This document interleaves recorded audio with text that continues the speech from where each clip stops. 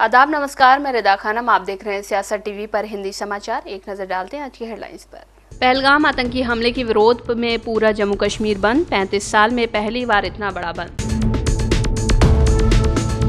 सुप्रिया सुले बोली, जम्मू कश्मीर में फंसे महाराष्ट्र के लोगों को वापस लाना हमारी जिम्मेदारी। पहलगाम टेरर अटैक को असदुद्दीन ओवैसी ने बताया नरसंहार। उरी और पुलवामा का भी किया जिक्र। दिल्ली में कांग्रेस को मजबूत करने में जुटे देवेंद्र यादव, बनाया बड़ा प्लान। दिल्ली से राजस्थान तक चलेगी लू, बिहार झारखंड में होगी बारिश। वक्फ कानून को लेकर मंत्री जमा खान का भारी विरोध, लोगों ने कार में लगा झंडा उखाड़ा। पहलगाम आतंकी हमले में यूएन सचिव परेशान, बोले नागरिकों पर हमला बर्दाश्त नहीं। अब समाचार विस्तार से। जम्मू कश्मीर के पहलगाम में हुए घातक आतंकी हमले के विरोध में आज जम्मू कश्मीर के दोनों हिस्सों जम्मू और कश्मीर में बंद की अपील की गई है। इस अपील का व्यापक असर देखा जा रहा है। बंद की अपील करने वालों में कारोबारियों के संगठनों के साथ साथ मुख्यधारा के राजनीतिक दल भी शामिल हैं। कश्मीर घाटी में 35 साल में पहली बार इस पैमाने का बंद देखा जा रहा है। पहलगाम में मंगलवार को आतंकवादियों ने गोली मार कर 26 लोगों की हत्या कर दी थी। बहुत बुरा वाकया था दहशतगर्दी का, हम उसको कंडेम करते हैं। मैं ये कहना चाहती हूँ, हम कश्मीरी शर्मिंदा हैं, हम आपकी रक्षा नहीं कर सके।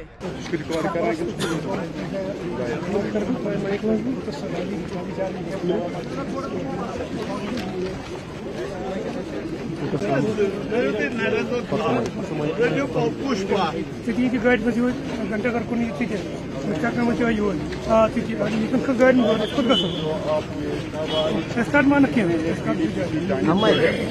बीडीपी के सदर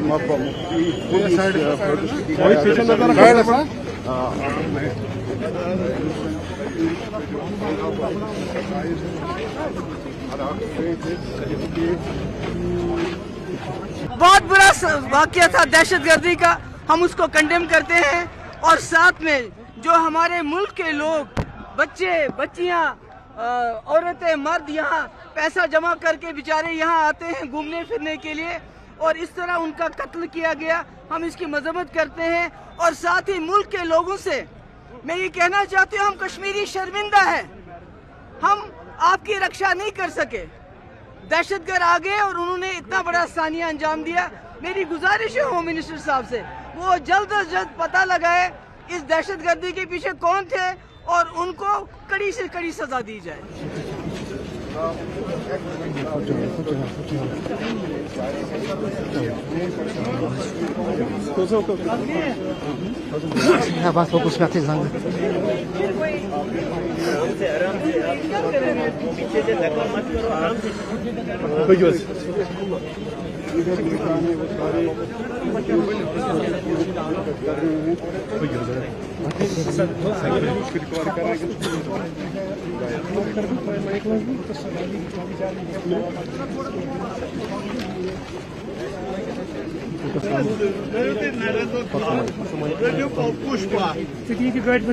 घंटा कर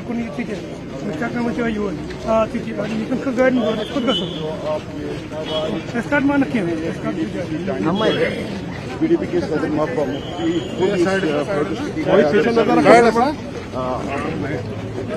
पहलगाम में मंगलवार को हुए आतंकी हमले में 26 लोगों की मौत हो चुकी है। इस हमले में कई लोग बुरी तरह से घायल हैं। हमले के दौरान आतंकियों ने पर्यटकों से उनका नाम और धर्म पूछकर गोलीबारी की, जिसने इस घटना को लेकर चिंता और गुस्सा बढ़ा दिया है।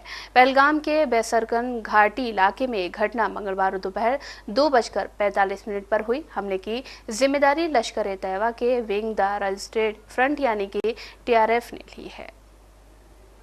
We condemn in the strongest possible words the terrorist attack in Pahalgam, and today we have organized a special dua and prayer at our Darul Uloom Firangi Mahal, in which students of Darul Uloom Firangi Mahal Lucknow and Shaheen Academy Lucknow participated, and we prayed and made a special dua to Allah to safeguard Pahalgam and the people of Jammu and Kashmir and our entire nation from any kind of terrorist attack or any kind of and all sort of violence.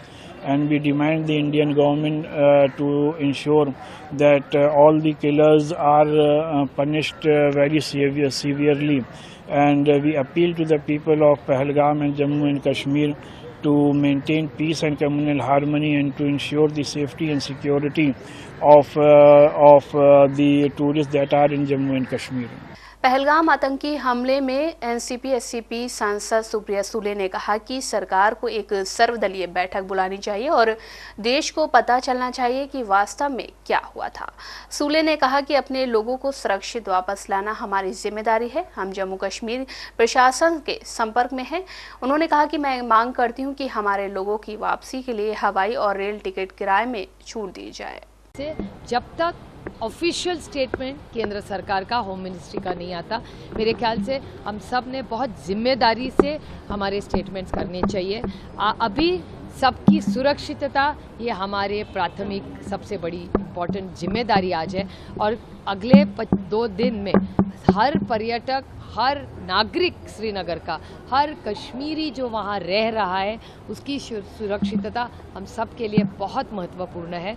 और मैंने जो भी हमारे बहुत सालों से जिनके साथ रिश्ते रहे हैं वो सारे लोग हो, उन सब से भी मैंने कल बात की। कई लोग श्रीनगर में रहते हैं, कई श्रीनगर से बाहर रहते हैं, उन सब से सारे डरे हुए हैं, बड़े टेंशन में है सब। तो मेरी आप सबसे भी विनती रहेगी कि जब तक केंद्र सरकार का ऑफिशियल स्टेटमेंट ना आए, हम सब ने बड़ी विनम्रता से मैं विनती कर रही हूँ कि ये शांति और अमन का अभी टाइम है। पहले सबकी सुरक्षितता रहे, आगे जब रिपोर्ट आएगा तो ज़रूर टिप्पणी करेंगे, क्योंकि ये बहुत, आप ही के चैनल ने ऐसे कहा है कि 2 हफ्ते पहले एक इंटरसेप्ट हुआ था कि ऐसा अटैक होने वाला है, लेकिन ये अभी तू मैं का वक्त नहीं है। 2 हफ्ते पहले क्या हुआ उसके बारे में ज़रूर हम पूरी केंद्र सरकार से ये सवाल पूछेंगे, लेकिन पहले 2 दिन लोगों की सुरक्षितता ये हमारे लिए बहुत मायने रखती है। तो पहले हमारे सब, सिर्फ महाराष्ट्र नहीं, हर भारतीय सुरक्षित रहे, कश्मीर में रहने वाला हर नागरिक वो सुरक्षित रहे। और उसके बाद मैं मांग करूंगी कि एक बार ये 1-2-3 दिन में सेटल हो जाए इशू, उसके बाद एक ऑल पार्टी मीटिंग केंद्र सरकार ने बुलानी चाहिए और इस देश को पता चलना चाहिए कि हुआ क्या। एमआईएम के प्रमुख असदुद्दीन ओवैसी ने मांग की है कि सरकार पहलगाम आतंकवादी हमले में निर्दोष पर्यटकों की हत्या में शामिल आतंकवादियों को दंडित करे और कहा कि घटना एक खुफिया विफलता थी। उन्होंने कहा कि केंद्र सरकार को ये जांच करनी चाहिए कि जम्मू कश्मीर में आतंकवाद पर उसकी निवारक नीति काम कर रही है या नहीं।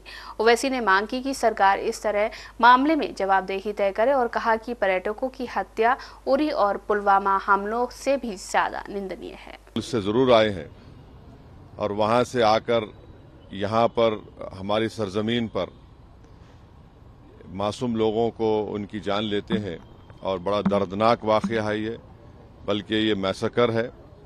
और हम नरेंद्र मोदी हुकूमत से इस बात का डिमांड करते हैं कि वो अकाउंटेबिलिटी किसकी है फिक्स करें, डिटरेंस पॉलिसी को अपने देखें। और उरी और पुलवामा से बड़ा इंसिडेंट है और उम्मीद करते हैं कि हुकूमत इन तमाम जालिमों को सबक सिखाएगी और इनको जो लोग मरे हैं उनसे इंसाफ होगा। और एमआईएम पार्टी उन तमाम ख़ानदान और परिवार के साथ खड़ी हुई है जिनकी जानें गई हैं और जो ज़ख्मी है। हम ये मुतालबा करते हैं, डिमांड करते हैं कि जल्द से जल्द उनको जो भी वहाँ पर तिबी इमदाद या मेडिकल फैसिलिटी ज़रूरत है उनको पहुँचाई जाए।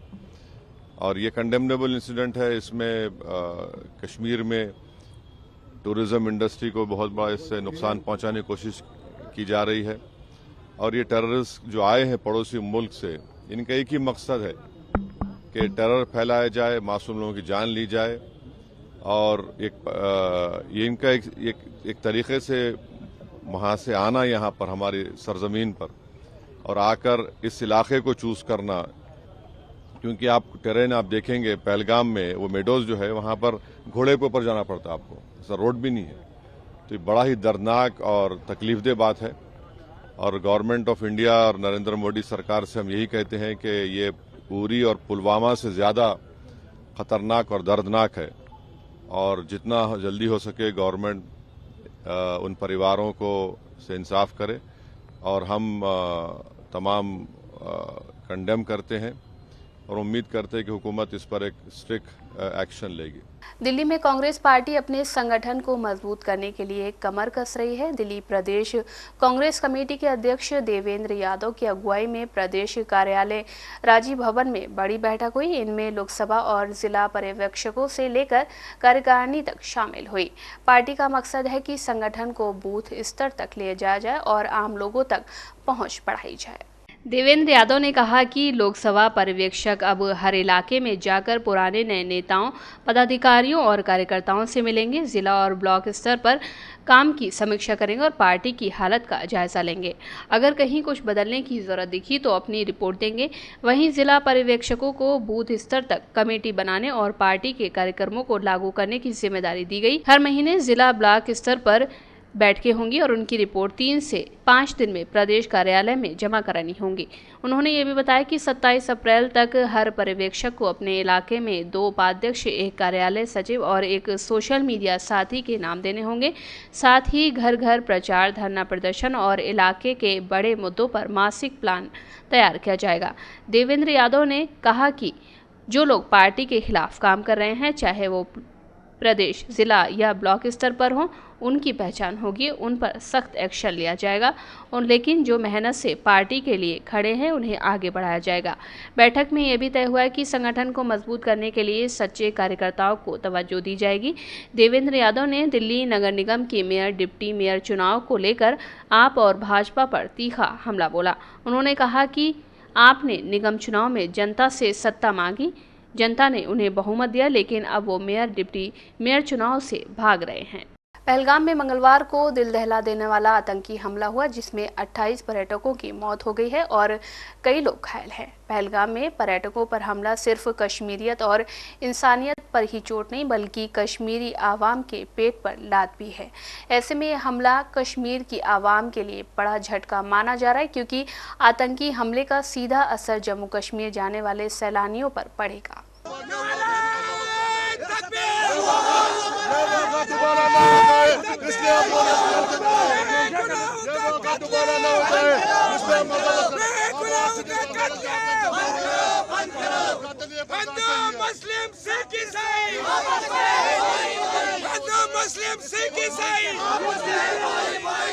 कश्मीर में कत्ल, बेगुनाहों का कत्ल, बेगुनाहों का कत्ल, बेगुनाहों का कत्ल, हिंदू, मुस्लिम, सिख, ईसाई। और बड़वाले का प्रेसिडेंट बताइए किस बात को लेकर प्रोटेस्ट है? ये तो सोचने वाली बात है, ये तो मातम है, ये तो कोई बात पूछने की जरूरत ही नहीं है। आपको पता है पूरी कश्मीर के इंसान की तरफ मातम हुआ है, हम उसी के लिए है, अपनी इंसानियत दिखाई है। कश्मीरी का कितना प्यार है, टूरिस्ट हमारे जान है, अगर उनके ऊपर गोली आई वो हमारे ऊपर आई है, हमारे दिल के ऊपर आई है। सारा कश्मीर बांध है, हमारे इस वक्त मातम है, क्योंकि ये इंसाफ है, इंसाफ की कत्लेआम है। अब हम पूरे इंसान के निकल गए इसके लिए। वो बड़ा मतलब हम पुलिस को रिस्पेक्ट कर रहे हैं, ये देखो इसकी कार्रवाई करो, इसकी मजबत करो, गवर्नमेंट को बोलो इसकी मजबत करो, हम आपके साथ हैं, क्योंकि ये पूरी कायनात का कत्ल है, ये पूरा कायनात का कत्ल है। हम बटमालू उसके साथ है, पूरी आर्स्टिन उसके साथ है, पूरी प्रेसिडेंट यहाँ पे हिंदू और सिख को ये बोल के माफ थोड़ी करोगे हमेशा कि आतंक का मजहब नहीं होता है, हर बार वो मार के जा रहे हैं। हम भी उनको माफ नहीं करेंगे। अब हम चौक उठे, आंखें खुली हो गई, हमको पता है क्या हो रहा है, कौन कर रहा है हमारे मुल्क पर, हमारे घर पर। आंखें मत दिखाइए, आंखें मत दिखाइए, हम वो आंखें निकालेंगे, हम वो आंखें निकालेंगे। मैसेज देना चाहते हैं ये मेहरबानी करके इस पर सियासत मत कीजिए, ये इंसानी जान जाया हो गया है, उंगलियां एक दूसरे पर उंगली मत उठाइए। देश की राजधानी दिल्ली समेत पूरे उत्तर भारत में इस समय तापमान में बढ़ोतरी देखने को मिल रही है। पूरे उत्तर भारत में भीषण गर्मी देखने को मिल रही है, साथ ही लू भी चल रही है। तो वहीं पहाड़ी इलाकों में बरसात और बर्फबारी हो रही है। इस बीच भारतीय मौसम विभाग ने आज के लिए भी मौसम का पूर्वानुमान जारी किया है। उसमें आज देश भर में मौसम का मिजाज कैसा रहने वाला है। दिल्ली एनसीआर का मौसम आज गर्म रहने वाला है। मौसम विभाग के मुताबिक देश की राजधानी में अधिकतम तापमान 39 से 41 डिग्री सेल्सियस और न्यूनतम तापमान 26 से 24 डिग्री सेल्सियस के बीच रहने की संभावना है। राज्य में तेज धूप रहेगी और गर्म हवाएं चलेंगी। इसके कारण दोपहर में लू चल सकती है। आसमान में आंशिक रूप से बादल देखने को मिल सकते हैं। यूपी के कई हिस्सों में आज मौसम में उतार चढ़ाव दिख सकता है। पूर्वी यूपी के शाहजहांपुर, बरेली, बस्ती और मुरादाबाद जैसे जिलों में 40 से 50 किलोमीटर प्रति घंटे की रफ्तार से तेज हवाएं चल सकती हैं। साथ ही हल्की बूंदाबांदी या बरसात हो सकती है। वहीं पश्चिमी यूपी में धूल भरी आंधी चल सकती है। राज्य का अधिकतम तापमान 38 से 41 डिग्री सेल्सियस और न्यूनतम तापमान 22 से 25 डिग्री सेल्सियस के बीच रह सकता है। मध्य प्रदेश में आज से आने वाले दिनों के लिए लू का अलर्ट जारी किया गया है। अप्रैल के तीसरे हफ्ते में प्रदेश भर में मौसम शुष्क रहने वाला है। राजस्थान में भीषण गर्मी का प्रकोप अभी भी जारी रह सकता है। कई जिलों में लू चल सकती है। बीकानेर, जैसलमेर, बाड़मेर, बूंदी, कोटा, बारा और चित्तौड़गढ़ में मौसम विभाग ने लू का येलो अलर्ट जारी किया है। प्रधानमंत्री नरेंद्र मोदी 24 अप्रैल को यूपी स्थित कानपुर का दौरा नहीं करेंगे। जम्मू और कश्मीर के पहलगाम में हुए आतंकी घटना को देखते हुए ये फैसला लिया गया है। एक बयान में कहा गया है कि पीएम नरेंद्र मोदी को 24 अप्रैल को कानपुर जाना था। इस कार्यक्रम में वो 20,000 करोड़ से ज्यादा की परियोजना का लोकार्पण और शिलान्यास करने वाले थे। हालांकि जम्मू और कश्मीर स्थित पहलगाम में हुई आतंकी घटना के परिप्रेक्ष्य में ये दौरा रद्द कर दिया गया है। कार्यक्रम प्रधानमंत्री जी का कल प्रधानमंत्री जी का कार्यक्रम निरस्त हो गया। कल प्रधानमंत्री जी कानपुर नहीं आ रहे। पहलगाम में हुए आतंकी हमले पर जेडीयू के वरिष्ठ नेता केसी त्यागी की प्रतिक्रिया सामने आई है। उन्होंने इस घटना को लेकर कहा है कि एक गंभीर विषय है। त्यागी ने साफ कहा कि लंबे समय से घाटी में शांति कायम थी और ये सीमा पार के आतंकियों को कबूल नहीं था। इस कायरतापूर्ण कार्रवाई की जितनी भी निंदा की जाए वो कम है। ये गंभीर विषय है। लंबे समय से घाटी शांत थी और ये सीमा पार के आतंकियों को कबूल नहीं था। इस कायरतापूर्ण कार्रवाई की जितनी भी निंदा की जाए उतनी कम। आगे आपको लगता है जो कैबिनेट कमेटी और सिक्योरिटी कमेटी बनाई, कुछ ऐसे फैसले होंगे जो नजीर बने आगे चलकर और इस तरह के मामलों पे? पिछले 10 वर्षों में आतंकवाद पर और आतंकी घटनाओं पर काफी काबू पाया गया था। भारत सरकार हर संभव प्रयास करेगी कि आतंकवादी फिर सर उठाने की हिम्मत ना करें। अपोजिशन की तरफ से 370 आपने बताया, उसके बाद ये सवाल राष्ट्र की एकता का है, उस पर हमला हुआ है। इन सवालों के जवाब हम बाद में खोजेंगे। आज समूचे विपक्ष को, समूचे राष्ट्र को एकजुट होकर इनके मंसूबों को कमजोर करना चाहिए। बिहार सरकार में अल्पसंख्यक कल्याण मंत्री और जनता दल यूनाइटेड के बड़े नेता जमा खान को लोगों की भारी नाराजगी का सामना करना पड़ा। खान का विरोध उनके गृह क्षेत्र में ही किया गया। विरोध का आलम यह था कि लोगों ने उनकी कार में लगे पार्टी के झंडे को भी उखाड़ कर फेंक दिया। लोगों की ये नाराजगी वक्त संशोधन कानून को लेकर थी। जानकारी के मुताबिक मंत्री जमा खान 22 अप्रैल को अपने एक गृह क्षेत्र गए हुए थे। उसी वक्त भभुआ शहर में वक्त संशोधन बिल को लेकर अल्पसंख्यक समाज की तरफ से प्रदर्शन किया जा रहा था। प्रदर्शन के समय ही जमा खान का काफिला उस जगह पहुंचा, जिसके बाद लोगों ने खान का विरोध करना शुरू कर दिया। इस दौरान लोगों ने जमा खान मुर्दाबाद के नारे लगाए। लोगों के विरोध में आलम ये रहा कि आक्रोशित लोगों ने जमा खान की कार पर लगे जनता दल यूनाइटेड के झंडे को भी अपने हाथों से उखाड़कर फेंक दिया। उस पर नीतीश कुमार का फोटो भी लगा हुआ था। जमा खान जेडीयू के बड़े अल्पसंख्यक चेहरे के रूप में गिने जाते हैं। उनकी गिनती सीएम नीतीश कुमार के करीबियों में भी होती है। जमा खान ने 2020 में हुए विधानसभा चुनाव में बहुजन समाज पार्टी की टिकट पर कैमूर जिले के चैनपुर विधानसभा क्षेत्र में जीत हासिल की थी। हालांकि जीत हासिल करने के बाद जमा खान ने अपना पाला बदल लिया और वो बसपा की टिकट पर जीत हासिल करने वाले एकमात्र विधायक थे। पाला बदलने के बाद जमा खान जनता दल यूनाइटेड में शामिल हो गए थे। इसके बाद से वो लगातार सरकार के मंत्री बने हुए हैं। जम्मू कश्मीर के पहलगाम में कल हुए भीषण आतंकी हमले ने जहां भारत को झकझोर कर रख दिया है, तो वहीं अब इस पर संयुक्त राष्ट्र से भी सख्त प्रतिक्रिया सामने आ चुकी है। संयुक्त राष्ट्र महासचिव एंटोनियो गुतेरेस ने हमले की कड़ी निंदा की है और कहा है कि नागरिकों पर हमले किसी भी स्थिति में बर्दाश्त करने के लायक नहीं है। संयुक्त राष्ट्र महासचिव के प्रवक्ता स्टीफन दुजारिक ने महासचिव की ओर से एक आधिकारिक बयान जारी किया। उन्होंने लिखा कि महासचिव जम्मू कश्मीर के पहलगाम में 22 अप्रैल को हुए सशस्त्र हमले की कड़ी निंदा करते हैं, जिसमें कम से कम 26 लोग मारे गए। गुतारेस ने हमले में जान गंवाने वाले लोगों के परिजनों के प्रति गहरी संवेदना व्यक्त करते हुए इस बात पर जोर दिया है। उन्होंने कहा कि नागरिकों को निशाना बनाना किसी भी परिस्थिति में वैध नहीं है और ये मानवता के मूल सिद्धांतों के खिलाफ है।